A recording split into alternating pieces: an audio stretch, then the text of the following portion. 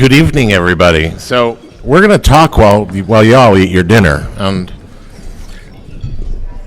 I hope that's okay. Tonight I actually have notes because this panel and the subject of this panel is slightly outside of my day-to-day activity, so I actually had to write things down.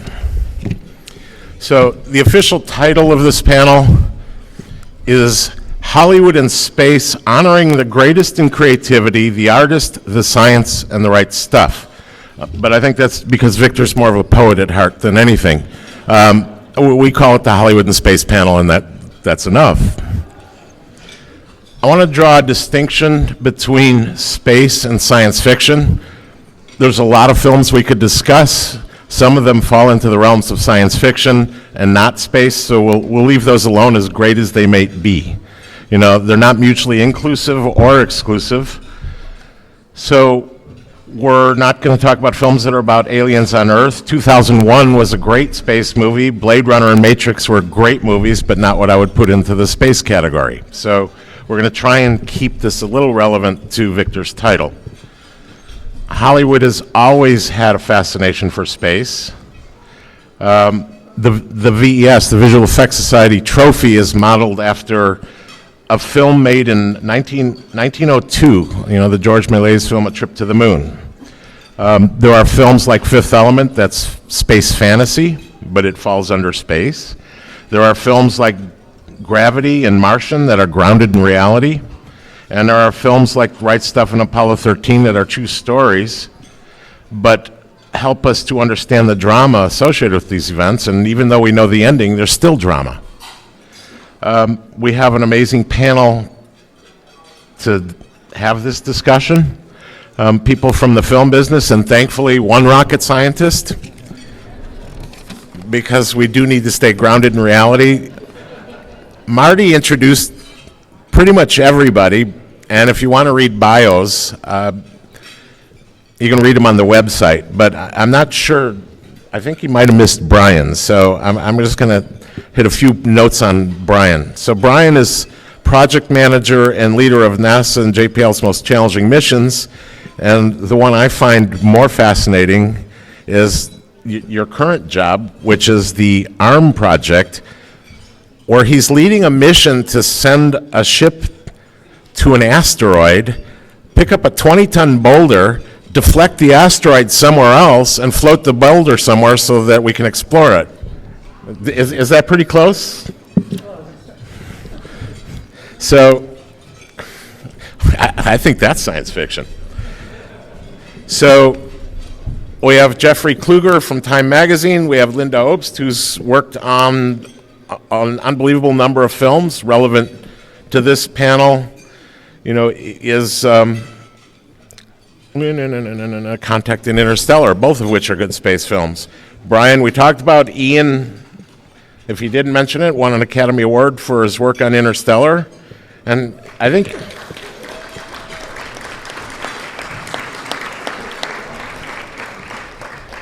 and you've done a lot of space films, so we're going to keep coming back at you. And then Chris DeFaria. Last year, Chris DeFaria was on the panel. We were talking, I think, about virtual reality. And he was here as, president of animation and technology for Warner Brothers. And tonight he's here as the guy in charge of everything at DreamWorks Animation, as the president. So, that's the start. So, I guess the first question for everybody is, and everybody's looking, let's just start at the beginning. Hollywood's had a fascination for space forever. Why? Why do we find space so fascinating? And let's just start with the end and work this way. Okay. Well, it's a vast place to come up with drama. No, it's a great environment to create stories in, and it's not normal. It's not every day. It's exciting places. I mean, you just described a man who's going to send a rocket to an asteroid and grab it. That's pretty exciting stuff for real. So, for me, seeing what happens in real space and then being able to do that in movies and even get close to explaining that experience to an audience is pretty exciting. I think that's why in Hollywood we like to do space, is because it's an exciting frontier that we want to explore and get to people and get them excited as much as I am about the science. Take it away, Brian. Well, I think part of what I find so fascinating about what you guys do in the film industry is how you bring exciting stories to something that is, from a technical or a scientific point of view, really, really difficult. And the beauty of the stories that you tell about the future and about societies and what the world could be like and how inspirational that is to people in my business and to people in general. I mean, it's a wonderful part of what you do for us in the space business. I think from my point of view, there aren't enough heroes, and there aren't enough real heroes, and there isn't enough optimism, and there isn't enough real reason for optimism. And what the space program gave us in the 60s, we've lost and we need again, which is a belief in the best part of America, a belief in the best possibilities of science and technology in the future, and exploration of space is the greatest thing we can do. It's the best of us. And I think we love to see the best of us projected into the future against extraordinary odds and see real heroes. We see very paltry heroes on our normal stage. But when you see people that work for not the kind of money that, big, fancy businessmen make, but they do it just for knowledge. And then you see heroes who are willing to go out and discover things at the risk of their own life just for pure discovery, for knowledge. Then we remember what we want our children to know about heroics. And that's our job as storytellers, to remind us all of what real heroes are, of what truly great objectives are, and to put our heroes inside of the classic stories in a context in which there can be some true epic greatness.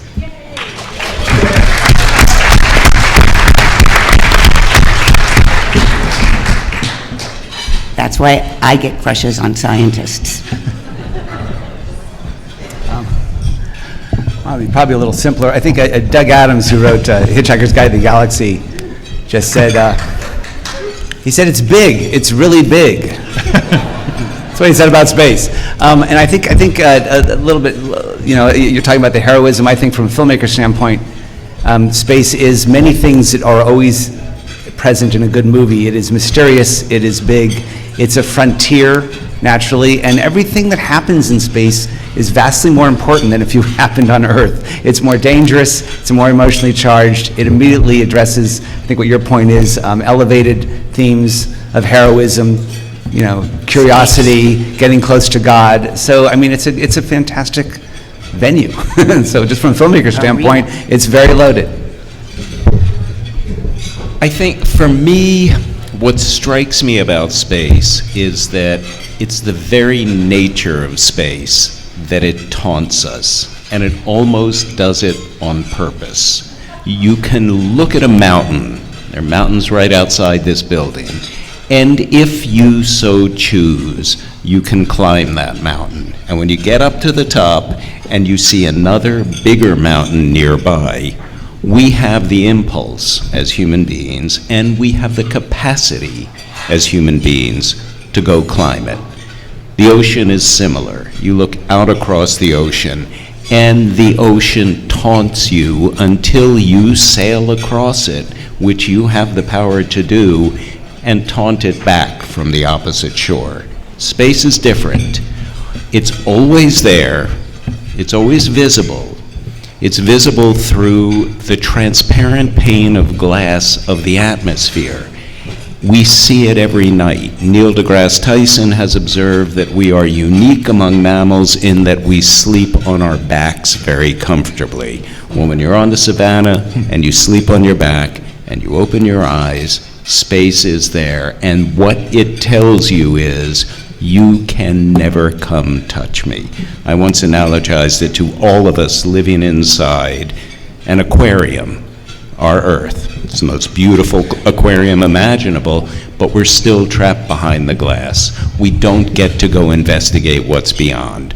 So Hollywood does that for us. Yes, it's wonderful to watch a movie about, say, Everest. Hollywood takes us there in ways we can't go ourselves. It's wonderful to watch Mutiny on the Bounty and see what it would be like to be on the ocean. But those experiences are possible. For space, they're not. So we are more dependent on Hollywood for taking us to that place than we are for taking us anywhere else. To me, that's where the deep marriage between Hollywood and space lie.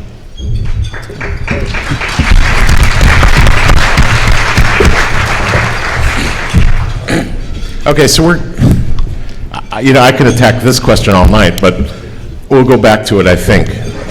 The next one is chicken and egg. What comes first? Do the innovative ideas that come out in films from the minds of producers, directors, designers, does that drive a lot of what's happening in technology and space? Or are the latest developments of technology and space driving the films? When we watch Star Trek, so much of what we see is commonplace and everyday today. Which came first? Were communication satellites actually conceived of by Arthur Clarke, or was this something that was around and he just immortalized it? So take this one. You're nodding, Jeffrey. Oh, well, and I don't want to dominate two in a row here. That's all right. We'll go the other way. Okay. I think my take on this is that it's a virtuous feedback loop. When Gene Roddenberry developed the idea of a tractor beam or a transporter beam or warp drive, scientists were thinking about those things, of course. That was not something that sprung from the forehead of Gene Roddenberry.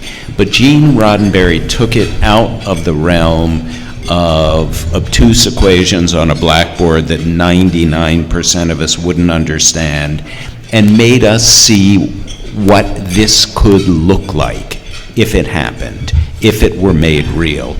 Well, that kind of public turbocharging behind the idea, that kind of public interest in saying, yeah, I had never heard of a transporter beam. I had never heard of somehow sidestepping light speed and exceeding light speed. That kind of public fascination drives more funding. It drives more public support. It drives the grants that make this work happen. So round and round it goes, with scientists doing the real lab bench work, Hollywood taking it out, yes, dressing it up, yes, prettifying it, but also implicit in the message being, and this stuff can really happen, folks. We're showing you what it can look like if it happens for real. Now we depend on the scientists like Brian to make this work happen. I'm going to have to ask you who was working on warp speed and telecommunication, telepathy, or teleportation, what scientists inspired Roddenberry. I mean, I think that was very much sci-fi until right now physics. I think that those two examples were wrong. I think, in fact, there is a feedback loop, but I think you're underestimating Gene Roddenberry's fabulous intuitions that were independent of science.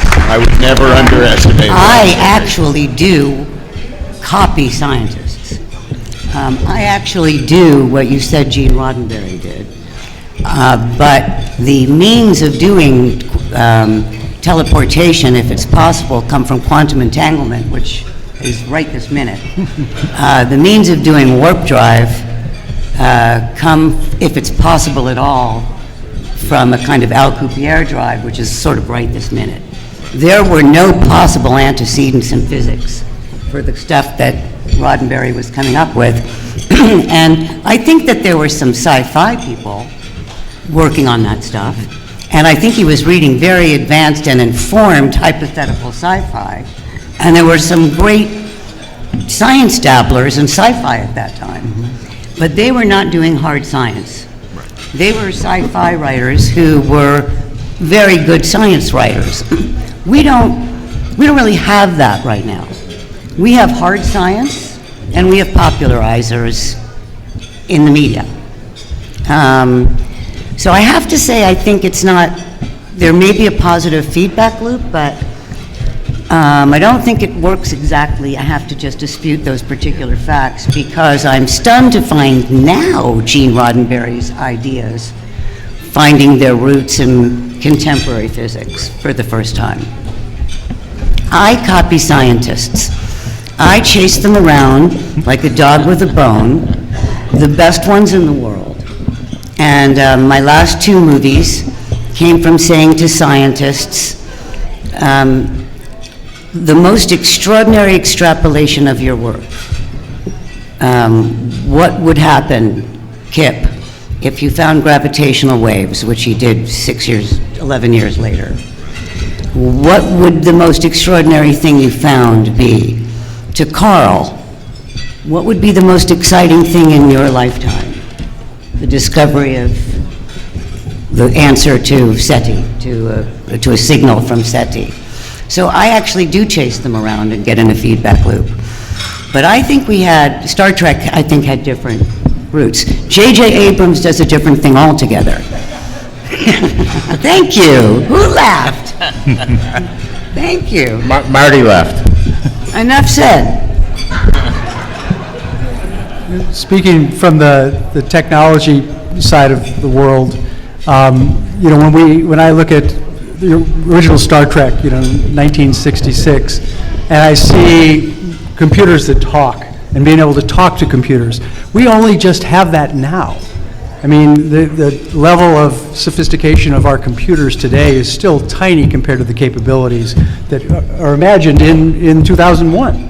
The level of autonomy that the machines have is extraordinary. And my machines have to be autonomous when they fly in space, but they're still running on, the power of a 200 million instruction per second computer, which is nothing like what you can imagine the future will need to be and will be one of these days. That the computers really will be able to do almost anything. The other area is like in propulsion. In my world, we are held to the tyranny of the rocket equation. Newton's second law dictates what we can do. And I see these amazing machines flying in Interstellar. And I said, how do they do that? So we keep working. We're going to get, if we could even get a fraction of the Going speed too of light. slow for us in I know. story. It's hard to get that up to the half of the speed of light, But it's so, we say to ourselves sometimes, we've caught up with what the science fiction people imagined. And we're proud of that when we can do it. That's right. We require most. It's funny that I know you do. Walter Jeffries was the art director for Star Trek, and he actually, I believe, worked for North American. He actually came from the aerospace world and worked on Star Trek. So a lot of what his discipline was in designing aircraft and what he had to do it, he applied to the environment in Star Trek. The fact that the control panels are sort of laid out in an array, it was a very easy way to control things. That was something that came from his experience working in aerospace. The idea that you had to use matter and antimatter, that's the only thing you could conceive of possibly that would be powerful enough to propel a spaceship. And then doing that, knowing that, like, okay, if we do that, we're going to run into a micrometeorite and destroy the ship. So we have to put this, force field out there to push all that matter away. Those things sort of came through from a lot of speculation on his part and on Roddenberry's part on projecting what would need to be done, but it was based on their, at least on Walt Jeffries' experience actually working in the real world. And to your point about the interstellar spaceships, it does take place a little bit in the near future, and there is some plausibility in what they're trying to apply to it. Putting that wormhole out there, we can bypass the whole like having to go faster than light thing. None of the rockets ever need to go faster than light, and actually, I was just reading. Paul Franklin was the visual effects supervisor overall for the movie, and he was talking about the little ship being run off of plasma jets and having like some sort of a fusion reactor on board that could handle that. And someone just published a paper about using plasma jets to run aircraft. But same problem, which is you need so much electricity, so how do you do that? Well, you have to put on some sort of reactor that doesn't exist yet to do it. So there is some projection for what's going to be done in the future. We in Hollywood try to at least keep it plausible and believable. And especially, at least, I'm a little biased because I worked on Interstellar, but Linda and I, felt like the spaceships and the science in there should at least feel plausible so that you can believe that these people are going through what they're going through. The ship was so beautifully distressed. And clearly, when you walked through it, you felt like lives had been, 20 years of lives had been lived on that ship by the time I walked on it. It was so realistic in so many ways. Well, a lot of it was derived from, like the windows on the Ranger ship are based off the shuttle. The fact that there's heat tiles on the bottom for re-entry is based on that. The thermal blankets on the big Endurance, the big spaceship, comes from the International Space Station. There's Canadarms on there, stuff like that. You don't really see that stuff, but we applied as much of that into it to again, make it feel familiar so that you could buy what you were experiencing and then just, stick with the story. One of the most fun things that we do when we make these kinds of movies is props, right? Is the research that goes into props and art design is totally spectacular. First of all, we work really closely with JPL and NASA and all corporations that have anything to do with the building of these materials in real life. And you can see, having done it, you can see how brilliantly the Kubrick team did that with the merchandising in 2001. They clearly went to every single corporation and asked for the futurists to design into the future what their products are going to look like. And then we continue to base our ideas on what the products should look like in the future on what their designers had drawn for us, because each company had designed so perfectly for itself into the future, each telephone company, each. And that's one of the wonderful things about trying to get things grounded and right. And I always call it the difference between, it's sort of a grounded movie and a cheesy movie. You can tell a cheesy movie because no effort goes into the propping, the design, and the research on these kinds of materials, getting the future right, getting the scenario right. Chris Nolan is obviously the most meticulous, as is Mr. Spielberg, the most meticulous of directors in this regard. The Right Stuff had the right stuff. So these movies, the ones that care the most about trying to give you the sense of what you said, being there, because we don't have the everyday opportunity of being in the adventure. When they get it right, they're not cheesy, and the audience immediately can tell the difference. The Martian did that brilliantly. Beautifully. I will say that the idea of recreating the past as opposed to inventing the future, they are two very different art forms joined by the idea of a demand for authenticity, either authenticity for what was or authenticity for what might be. And when we were working on the set of Apollo 13, obviously, as everyone knows, most of the zero-G scenes were filmed inside a weightless airplane, a weightless simulation airplane. Historically accurate mock-ups of the lunar module and the command module were built inside that airplane, and then the astronauts swam through the tunnels and floated in front of the instrument panels and moved exactly the way they did in space. And Dave Scott, the commander of Apollo 15, the seventh man on the moon, was on the set, was one of our technical advisors, and I was standing with him the day that the raw footage came back from the zero-G plane. And Scott looked at it and said nothing for long minutes as this footage went by. and I could watch him being transported. And he stood back and he said, that was my experience. That's what it was. And I thought, that credit went to Ron Howard and to Tom Hanks, who were born at almost the same time I was, and we were little boy space junkies in the 60s.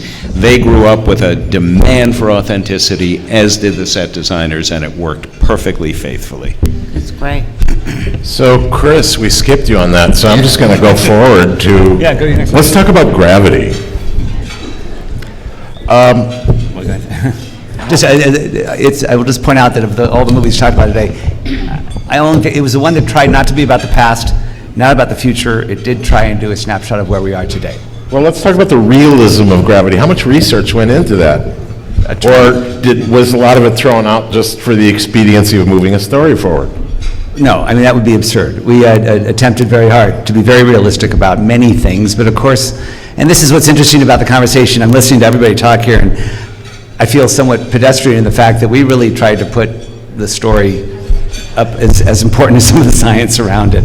So there's a lot of, the movie is, attempts to be very accurate in all of its representations. I mean, the joking title we had for it was we wanted to rename it Angular Momentum, because so much of the movie is about executing angular momentum to get from point A to point B. But there's, I think there's many parts of it, how gravity is depicted, how fire is depicted, with the oxygen doesn't move out of the way, it doesn't go out. There's a number of things in there that we tried to do very accurately, but we only kept them in the movie if they were going to help support a dramatic story. Hate to bring it back to that. I mean, the idea that someone could, as it happens in our movie, that someone could have an accident at the Hubble telescope and then propel themselves to the space station, I'm told is the equivalent of someone falling off a boat in the Caribbean and swimming to London. So the most central thing in that movie is absurd and impossible. But I just want to shout out to the drama and stories. That is the business we're in. So That is the business. See, I'm learning things. I just learned that product design is a self-fulfilling prophecy, and I just learned that Newton's second law was tyranny, which I wasn't aware of. So, May I just add one thought to the Add idea of 5. suspension of Add disbelief 5. and willingly breaking a rule? It depends which rules you break, and I think Gravity nailed it. You broke exactly, or I won't even say broke. You embraced and elasticized some rules and not others. On the other hand, the movie Independence Day, which I absolutely loved, I am perfectly willing to accept that aliens have attacked the Earth. Yes, I am not willing to accept that Jeff Goldblum can drive from New York to Washington in 6 hours on a day like that. Not going to happen. But similarly, everybody had a lot of thoughts on the science of gravity, but nobody, to a person, wrote us a letter or tweeted about the fact that Sandra's hair remains pretty much in place in zero gravity all the I was way thinking through. about her. Oh, you were okay. You didn't write me. My friend. Yeah, she's okay. But I also, she shouldn't have been an astrophysicist. She was like an engineer. Yeah, She was fixing the aircraft. No, right? she was Spacecraft. she was a medical now. No, she was brought up there as a. It's funny you bring that up because we She bounced did the wrong around. job, I think. No, yeah, she was brought up as part of a. That was the only thing that I found wrong with it. But I loved her character so much, and I loved the movie so much, Yeah. that I could have sat there and watched it 2 times in a row. I did. And that's my kind of movie, Yeah. you know? No, I appreciate it. So Thank you. I'm like, I don't care what the hell they call her, as long as she's up there, you know? Yeah. With George. 2 greatest cast members you could So, possibly. Brian, I'm going to keep coming back to you on this because you're like a real rocket scientist, and I want to know all kinds of things. But let me ask the broader question first. You go to a lot of space movies, I assume. What's the one thing, the one thread in all those movies that just makes you cringe? Well, I thought about that, and cringe goes a little bit too far, but one of my most favorite movies, I'm sure many of you love this, of course, was the first Star Wars movie. And you see this Imperial-class cruiser coming across the screen, and my first thought was, what society had the capability to build such an amazing machine? And then I hear these guns firing. I said, holy shit, that doesn't work in space. Yeah. Yeah. So that's a fundamental violation of Yeah. what space is, but that's what George Lucas wanted, and that's what he Yep. got. Well, and that goes along with that first poster that says, "In space, no one can hear you scream." Right, that's exactly right. But that's where he took the laws of physics and he said, okay, for the effect I need, I'm gonna let that one slide. All right, so I'm not going to let that go yet. So on the counter side of that, what movie have you seen or sequence have you seen where you're sitting there going, this is what it's really like, this is actually real? That's easy, The Martian. I know Andy Weir, and I read his book, and I think Ridley Scott did a wonderful job of trying to be true to the science and engineering, what it took. And I've talked at conferences with systems engineers, and when he said, I'm going to science the shit out of this. That's my Favorite line, mine too, absolutely. But what it really meant is I'm going to system engineer the shit out of this. And that's what he did. He had two level one requirements. First, keep himself alive, and second, find a way to communicate back home, let him know where he was, He knew that he was exactly there. what he had to do. And from that point on, he just system engineered his Then it way was about through those shit. problems. All that shit. So that was, I refer to that movie as a great systems engineering training film. There's probably nothing better done to train good systems engineers than to watch that movie and think about what he had to do to meet those level one requirements. So I was on set in Budapest, and there's all these carts driving around that say JPL on it, which is a very weird juxtaposition being in Budapest. How closely did the crew or did people on that show work with JPL? I don't think we worked directly with Ridley Scott on that. I know we gave him drawings, for example, of the Mars Pathfinder spacecraft and the rover, but I don't know of anybody that worked specifically as technical advisors to that. Okay, I have a quick question for you. It's true that you guys can't label anything JPL, right? It has to be labeled NASA. That's true today. Okay, is yes. it also true, and this is my favorite thing, that in defiance of that, the Mars rover drives around Mars and prints out JPL in Morse code Absolutely. on the tire treads? It absolutely does. How great is that? Yeah, if you look at the tracks of the Curiosity rover, it is spelling out in dots and dashes, JPL, JPL, JPL. And we did not ask permission to do that. They didn't ask forgiveness. Every business has a sense of humor. I spoke to a dear astronaut friend of mine who always asks me to make her anonymous because she speaks frankly and from the heart. She loved The Martian. I said to her, but when you were in space, did you ever call the commander, as they do in The Martian? Or did you call him by his first name? And she said, on occasion we called him Commander, but only if he was being a dipshit.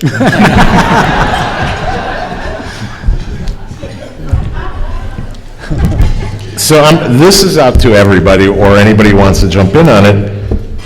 Are space films a form of marketing and PR for the space program and for, the never-ending need for funding?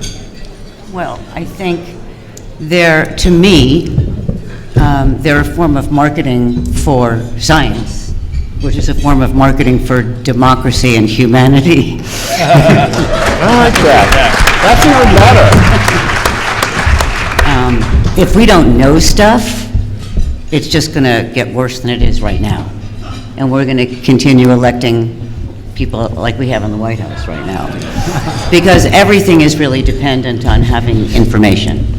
And the man that taught me everything I know, Carl Sagan, believed that the most important thing in the world was sharing information as we learned it, not keeping information cloistered in the academy, but sharing it. And that the more people knew, the smarter they would get and the more informed their decisions would be. And we right now live in the most amazing era in science in history. It's the only time we actually can learn about the beginning of the universe. It's the only time we actually learn about other planets outside our solar system, let alone the planets in our solar system. And we can find out about the basic constituents of matter. And if we can share that through entertainment and simultaneously enlighten the population about more things than fighting and war, do you know?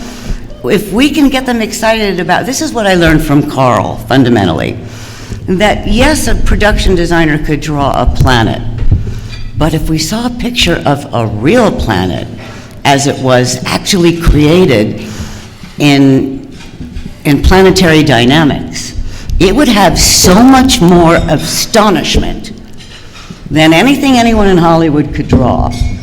It would blow so many people's minds, and we would learn so many things at the same time we didn't even know we were learning, that it would be intrinsically thrilling.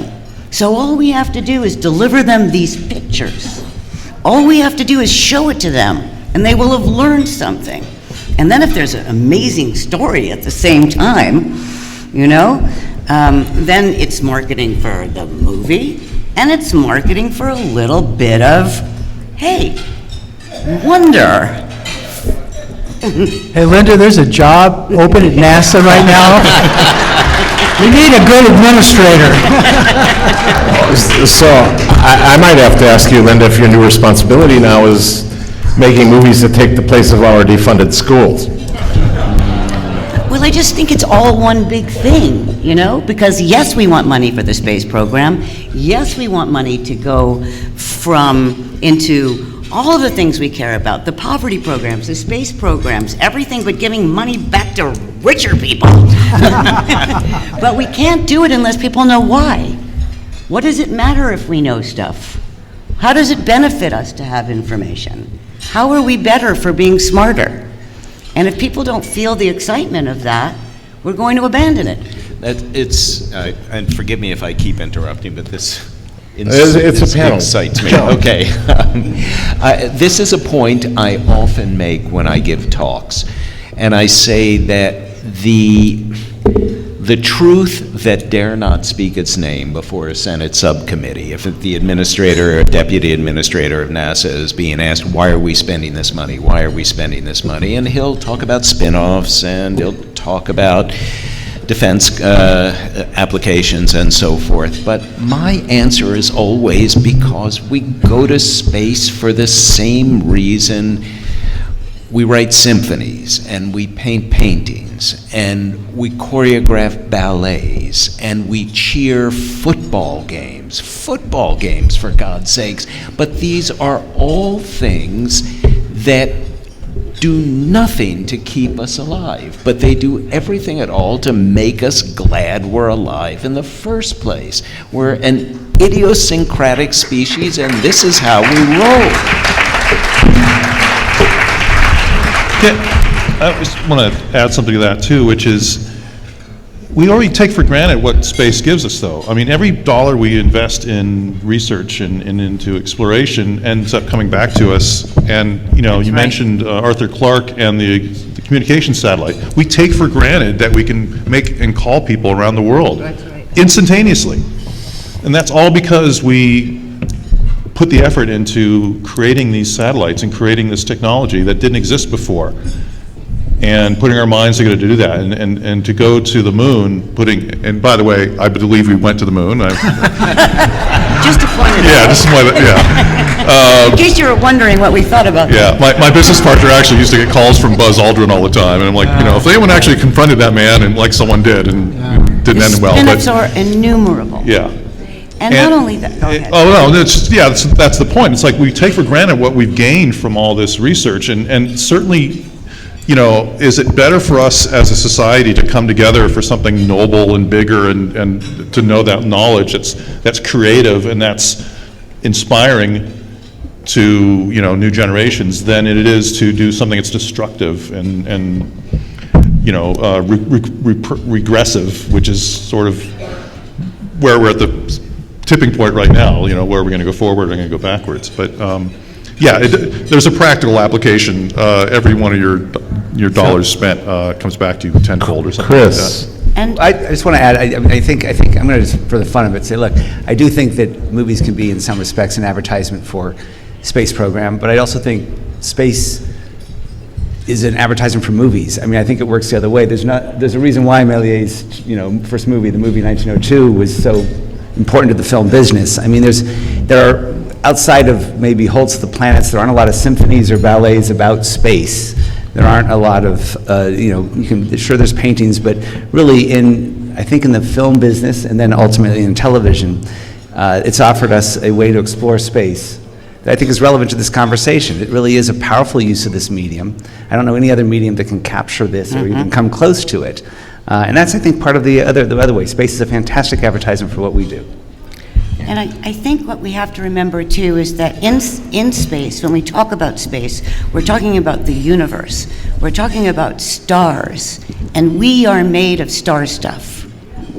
Every atom in our body is made of the same atoms that are forged inside of stars.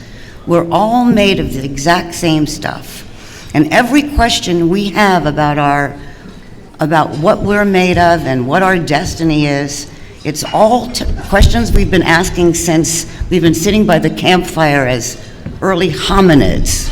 They're all basically questions that have to do with the relationship between us and our environment and us and the stars. So when we talk about space, we are talking about a medium which can be encompassed visually by movies, which is a great honor to movies, but we're really talking about contemporary philosophy. And that is a great art form. So Stephen, just from my point of view, when I look at the NASA budget, which I regularly do, and it's been pretty much flat since the days of Apollo. And when you have a decade of great science fiction films, in the 70s, and the 90s, and now the 2010s, NASA's budget doesn't change with that. However, if all those films didn't exist, I really suspect NASA wouldn't exist. Because so much of what we try to do is really driven by these cost constraints. And the cost constraints are driven by jobs. A lot of the human program is a jobs program. It's not about exploration. It's about jobs in Houston and jobs in Alabama and jobs in California. And it would be wonderful if we could get beyond that to where there's actually we're reaching for the stars. We want to send humans to Mars, but we can't afford to do it today. And we somehow need to change the way we think about NASA. We don't even have rockets. Yeah, well, we're building new ones, but yes, but that's a jobs program. We could do it a whole lot faster and a whole lot more effectively if we were kind of unconstrained a little bit. I promised I would stay away from politics, so we'll leave the next sentence unsaid. Now I'm going to go back. So you cared early. You worked on a film with Carl Sagan. I was going to ask you, what did you learn from him? But if you want to add to what you said, that'd be great. But you promised you would talk about the science of Interstellar, which I'm really dying to hear. Okay. I said good luck with that. Yeah. Okay, well, I'll say a few things about the science. Could you slide your mic a little closer? I'm not sure everybody can hear you. I'll say a few things about the science of Interstellar, which, needless to say, should really be spoken by Kip Thorne. Kip is really interested in a theory called brains theory, okay, which is that the universe is one universe that could be bound next to another universe that are bound together by membranes called brains that separate them. And these membranes called brains are separated by gravity. And the only thing that can move between the brains are gravitons. And he posits that there are beings, a kind of gravitational beings, gravitons as it were, that you got a hint of in the wormhole ride. Do you remember that there was a little bit of a feeling of a being they sometimes refer to as they, in the wormhole ride. They are the gravitational beings that can exist between the two brains. So that was the sort of kernel of the philosophy that Kip brings from physics into Interstellar. Those gravitational beings are the ones responsible for placing the wormhole. That's sort of what predates Interstellar. And the placing of the wormhole is what allows the society to live after the society to remain, to have the secret NASA, obviously, to allow for the continuation of the Earth until it finds another home. The end of Interstellar, in this wonderful phantasmagoria that you built that? Yes, that Chris invented. Did you build that? No, No. the Tesseract? The Tesseract. No, but The Tesseract, Chris Nolan brought to the movie, and it comes from some geometry and some theories of his that sort of reminded me of field theory, if I were to apply a kind of real scientific theory to it. It also has a geometrical origin, but if you think of it in terms of field theory, you'll understand that it's not unidimensional, right? It doesn't have time and space in one time and space. It exists in many times, and it exists in many spatial realms. So somehow both he and his daughter can be in this Tesseract in a different time and a different space, and still be getting closer and closer to each other, in the sense that they're in different dimensions in the same field. Well, it's a sort of complicated field theory to try to understand, but that's sort of what the Tesseract is trying to visually represent. I think the mathematics of it are very complex, but I think the visualization of it isn't complex. I think it's sort of easier to see, and I think you could probably, if anybody reads algorithms, do you know? They could understand it. But he added that, and this Tesseract came from the anomaly, from the gravitational anomaly that existed on this spot in their farm. And that's the only reason the Tesseract evolved in that one spot, this sort of deviation of space and time in this one place, because it was a gravitational anomaly. Other things, I mean, there are obvious other things that I think are self-explanatory. My favorite things being what happens on Miller's Planet, right? When the Miller's Planet is going so close to the black hole that the tidal forces create these gigantic waves, right? These tsunamis. That's scientifically perfect, as you know. That was my favorite scene. So that they suddenly realize it's not a mountain in a distance, but a wave, and that they happen much more quickly than they have any idea, because they haven't calculated the gravitational spin of the black hole quite yet, and it's going more quickly than they had known.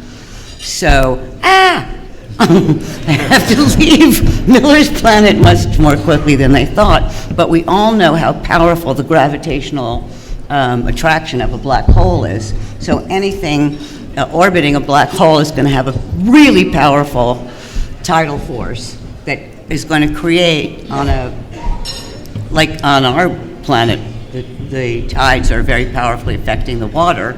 Here, whoa, that's a tide. That's a tide you need to escape. So is that enough of it? Yeah. That's worth some applause. I'd like to throw a couple of things in there too. Please. I've had the fortune, or I don't know, travail of working for Christopher Nolan 4 times, and he's not difficult to work for, but he's demanding. He's very demanding because he wants everything to feel very real. And so you guys need to understand that Miller's Planet was in Iceland. That's a real place for the most part. They shot that water they're walking through to the horizon. It's 2 feet deep. you know, they had to drop the spaceship in there. By the way, that big spaceship was on a crane and dropped in there. The other planet, Matt Damon's planet, was also part of Iceland, and so for the most part, that was a glacier, I believe. Right.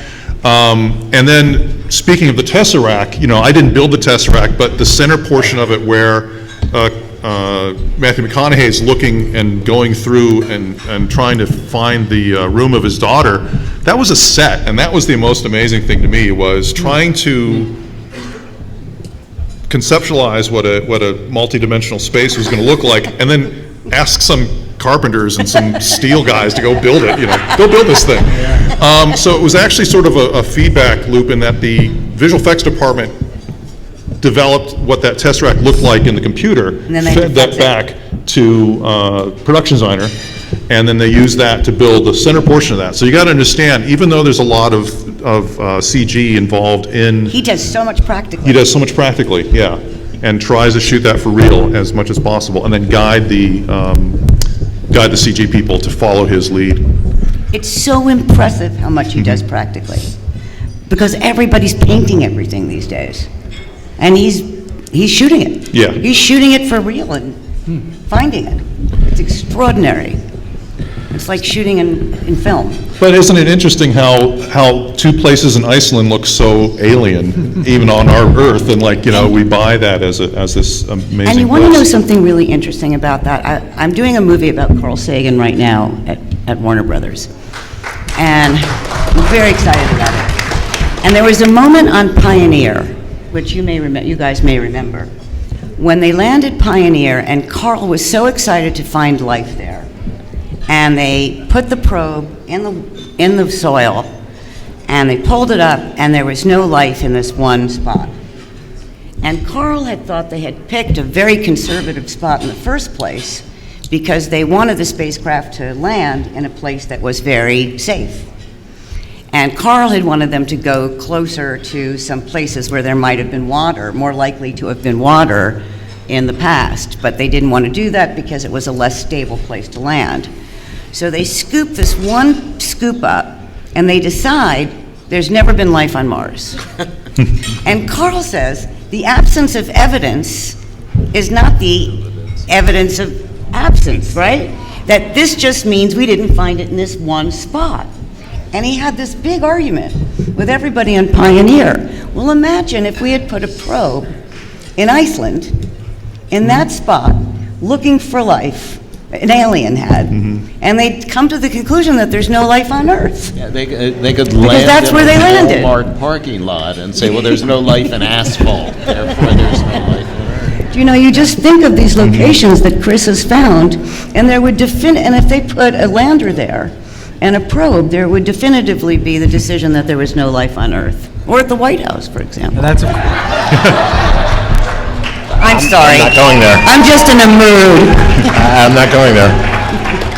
Okay, so we have a lot of disciplines on this panel, and I tried to, but didn't succeed. And I wanted a director to be here as well, because I want to hear about this from a director's point of view. So I asked Jim Cameron, and his only comment about the panel was, hold everyone's feet to the fire about science and the actuality of science in these movies. That was his comment. So, from everybody who has a different perspective, how hard is it to put real science into the movies? How hard do you have to battle the studios to do this? Because obviously it's going to cost more and it's going to take longer. So is this a fight? Yeah, take it away. I want to say one thing, since both of my space books, Apollo 13 and Apollo 8, now available where all fine books are sold, they were deeply, deeply researched. I spent a great deal of time interviewing people. I spent a great deal of time wading through the transcripts and the schematics and everything else. And my job then, as I always say when I'm doing a nonfiction science book, is to make the science just easy enough so that anyone can understand it, but just hard enough so that you're proud of yourself when you understand it. And that's my feeling when I read tough science too, like the kinds of things Kip Thorne writes and like the kinds of things that were in Interstellar.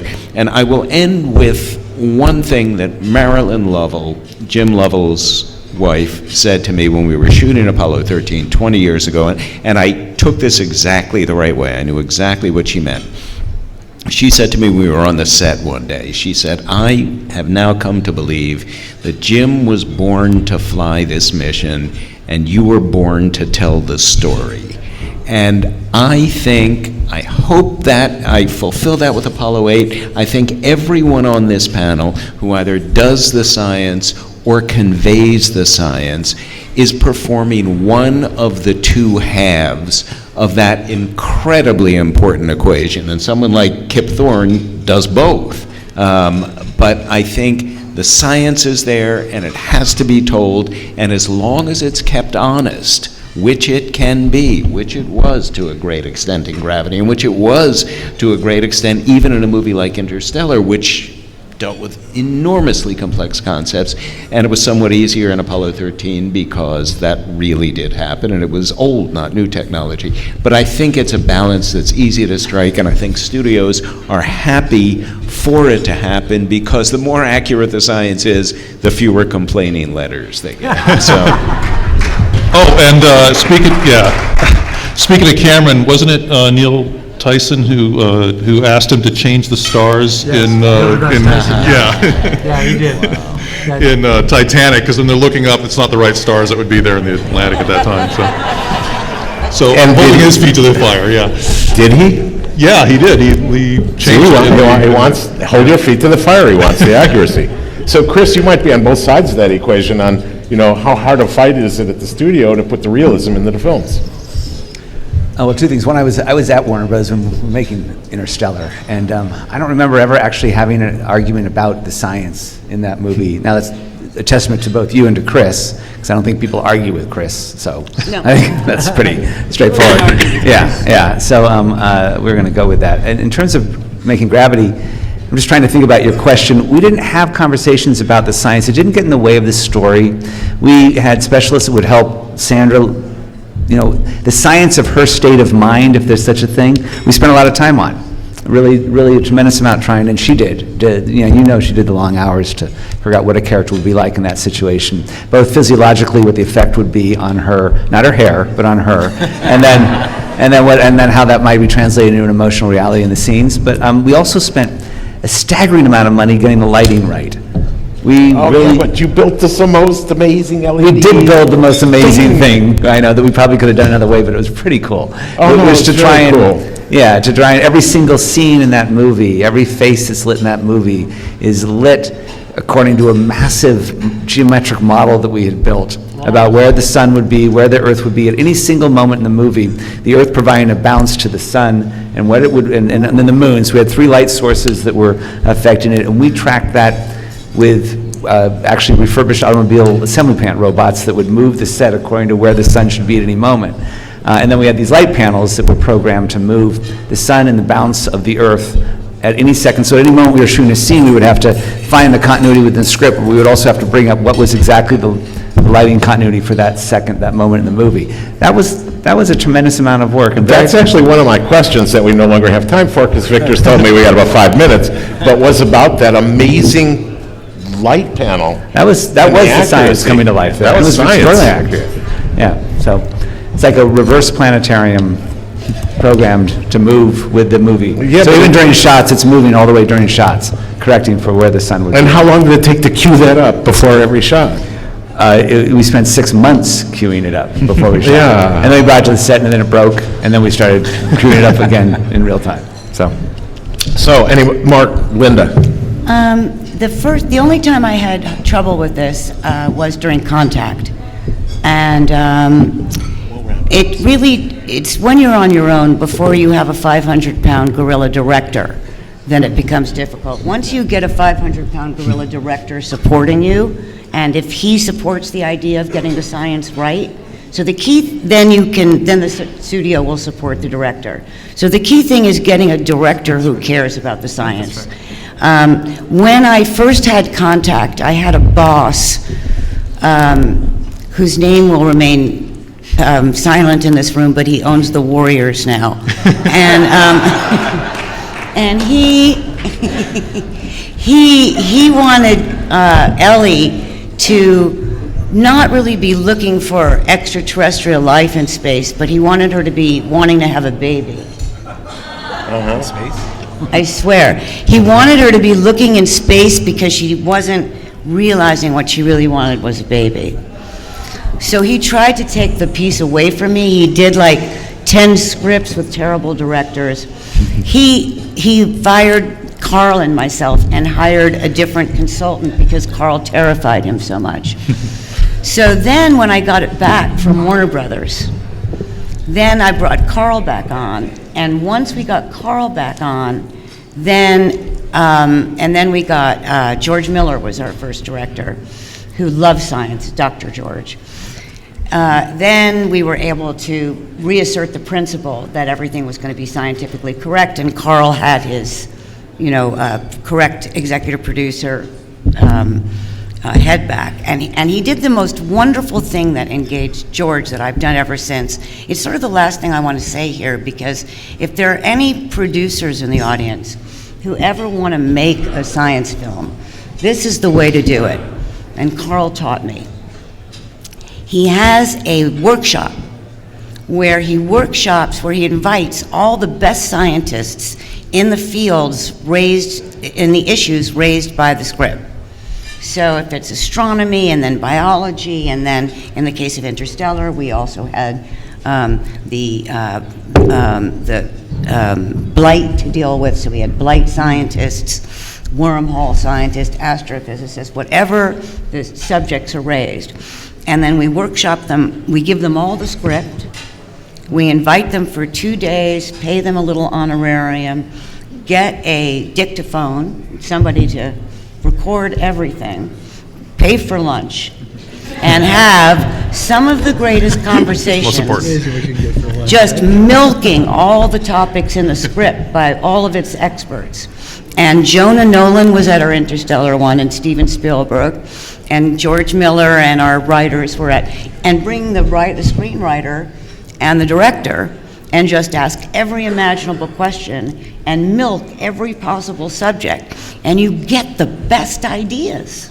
We had the best theoretical physicists in the country all debating Interstellar. It was so much fun. And the writer is so stimulated by there's nothing a scientist loves more than doing sci-fi, once he's licensed to play. So everybody speculates, everybody comes up with great ideas, they all start debating. And it started both movies, and obviously both live. So I want to open up to questions in a minute, but here's one last quick throwaway question, because these will be short answers from the panel. I was going to ask you about so many films, but we just can't. So I'll just roll it all into one.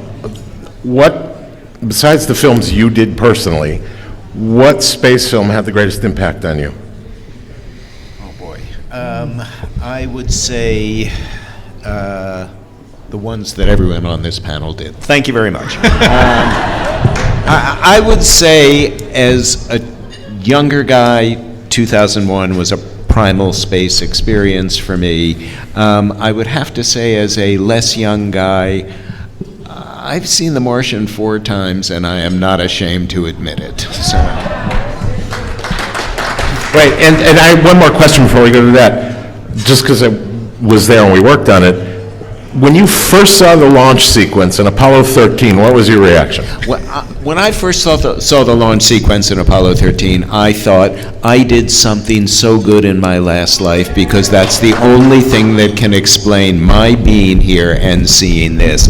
They shot, and I will tell you this, there's one angle as if you are in a helicopter hovering over the pad and the rocket comes by you. In all of the movies I've ever seen, in all of the NASA simulations I've ever seen, I had never seen that perspective before. I believe Ron Howard invented that perspective, and now every NASA sim and every other movie I've ever seen has used that. I think that's the way, one way that a movie can show you, it's not just good visual effects, it shows you a different perspective on how these huge, explosive, improbable machines look when you see them from an unexpected. And I have to point out, that was one of the last films to use real physical models, which I still love. That's right. And the ice falling off the side that That was supposed to CG. be on a pad. No, a lot of it was CG. Some of it was wax, and it was filmed. That part was shot in a Santa Monica parking lot, I believe, on a flat tarmac because it was a nice open space. Venice, parking lot, digital domain. Is that what Venice? That was what. Cameras. Chris, most impact on a film. It's hard to not. Science film. It's hard not to about 2001, but not just because of the ambition of the film and the execution, which was extraordinary, but also don't forget you see films at times in your life. And what I was a young boy at the time when I saw that movie, and it was the possibilities just opened up for me beyond just what space could do, but really how to think about things deeply, patiently, often with style, and being okay with the mysteries that surrounded it. So, Linda. 2001. 2000, yeah, kind of hard not to. Yeah, it's hard to compete with 2001, but I took, as I look at it now, I look at the realism. They really did a great job. But it shows actually the boredom or the tedium of space. I mean, if you think about it, if you're flying a human, you're flying to Mars, you're going to be hanging out with 5 of your closest friends. Doing nothing, basically, for 7 or 8 months. And then you've got this terror associated with getting down to the surface of Mars. And now you've got this very hard job. And then you've got to come back. And I remember one of my daughters asking a friend of mine, Sally Ride, a question. What's the hardest thing about going to Mars? It's your brain. It's the psychology. Yeah. How do you cannot train humans to experience that beforehand. So you're going to have to figure out a way to get humans to understand how to stay sane and stay healthy in a trip like that. And I think The Martian is my second favorite film. It did a really good job of showing what it took for him to stay alive on the surface, with not necessarily any real hope of being rescued. Ian? Oh, just one comment. Between Interstellar and The Martian, you want Jessica Chastain on your team. Absolutely. And we sure spent a lot of money saving Matt Damon. But oddly enough, again, this goes back to what Chris was saying about when, certain movies impact you when you're a certain age. But I remember going to the drive-in and watching Silent Running again and again and again. Silent Running, and that's such a fine movie, and that whole, it's tear-jerking, the last shot is the dome in space with the robot, the little, working alone with the last forest. That's a good. And just that message is like, it's so impactful. And that was Douglas Trumbull directed that and made that for a song compared to what, movies are now. But that one pretty much did it to me. We did ask Doug to be here tonight, but he's in the Berkshires and it's a long commute, so he didn't make it. But we did ask twice. So, Guy, I've got 4 more pages of questions, but we're going to have to go to hands. Okay, you jumped, so you go. I'm so grateful for this opportunity because there's a question that plagues me in so many movies and TV shows, going back to the Twilight Zone. There's a storyline where an astronaut leaves Earth and then comes back, and he or she is only a year older, and everyone on Earth is 50 or 60 years older. Is that true? Does that happen, and why? Yes. Brian, that might be for, or Jeffrey. We can all answer that. Yeah, Einstein figured that one out. Yeah. If as you approach the speed of light, time dilates. So if you're moving faster, approaching the speed of light, time will slow down for you. So for example, Scott Kelly, who was on the space station for a year, is 5 milliseconds younger than his brother because he was flying at a certain speed, nowhere near the speed of light. But that's what happens as you approach the speed of light. How do you measure 5 milliseconds younger? What? How do you measure 5 milliseconds younger? Well, I think it was just calculated. That's what happened to our poor astrophysicist when he got ancient, right? And everybody else was the same age on Miller's planet. Yeah, well, yeah, gravity will do the same thing. If you're near a high gravitational field, it also dilates time. All right, you're standing, so you have a question. You obviously. NASA has a lot of secrets. And I wonder, there's some things that you're afraid to tell the public. For example, there are things on Mars, Google Mars, and you take pictures of some of the things on Mars that are absolutely unexplainable. How come NASA won't tell us about some of them? And you think he's going to crack and tell you tonight? He showed me pictures in this book. I show a picture to audiences of what we saw when we first landed on Mars with Mars Pathfinder. And it's a picture with Marvin the Martian looking sideways into the camera. And I say, in my dreams, we would find Marvin the Martian waiting there for us. Because that's what we're out to answer the question, are we alone? So if NASA would ever find some evidence that we are not alone, you think we're going to try to keep that quiet? No, we will not. That's the reason we're in the business. mon frere. And also, one thing to add to that, there is a powerful phenomenon in the human brain. It's a pattern recognition machine, a meaning-making machine. False pattern recognition. Right. So we see arbitrary shapes, and we turn them into faces or shapes we recognize. Virtually all of the ostensibly suspicious images that have ever come back from any world are an effect of that cerebral phenomenon. It's Also, just a brain NASA trick. doesn't not release information. Oh, yeah, yeah. So what happens is there are full-time scholars, astronomers, working on every single surface that is discovered on Mars, naming it, analyzing it, doing papers on it, and all of the papers being done on every single optically discovered surface on Mars is being studied and analyzed, and you can read papers about it. And I don't even think it's the province of NASA to control those papers. They're just papers for science that you can read in Nature. Well, I saw Men in Black, so I learned what the trades were, and I get most of my information from the trades. Well, the Hollywood Reporter has a whole beat going on that. So I think one more. We have one more. You all point. Okay, you're standing. I know you were too. I'm sorry. A girl. Better be good. We need a girl. She had one. I just want to say what an amazing panel this was.